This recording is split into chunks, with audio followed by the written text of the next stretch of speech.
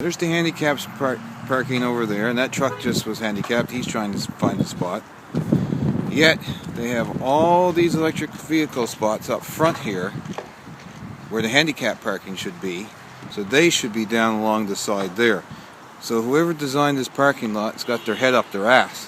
Seriously. I'm just going to freeze frame this here for a second. You can see off to the right there where it says IKEA. All along there is tons of pickup spaces. This is where you go to pick up your items and stuff.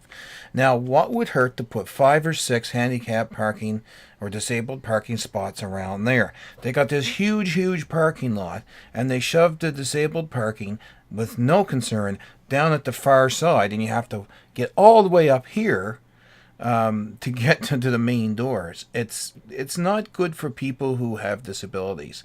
Also, oddly enough, there was people parking in those pickup lots that weren't even picking up anything. They were just arriving there to go shopping. I heard them talking and saw them get out of the car as I was leaving to go home myself. You know, that's just plain rude. I just got around the place. I will not be going back to it because you have to walk all the way down here, and I had to park way over there because the handicap or disabled parking lot was full. And here is inside. This is at the restaurant. I was going to go try some breakfast there. That sure didn't happen. There was a good half hour to 45-minute wait, they were saying. So, a totally disappointment. And that wasn't like in the first week that it was opened either. So, not happy with the store.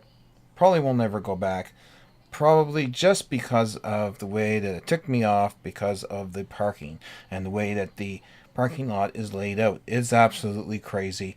And whoever designed it, like I said earlier, better pull their head out of their butt because not good. Not good.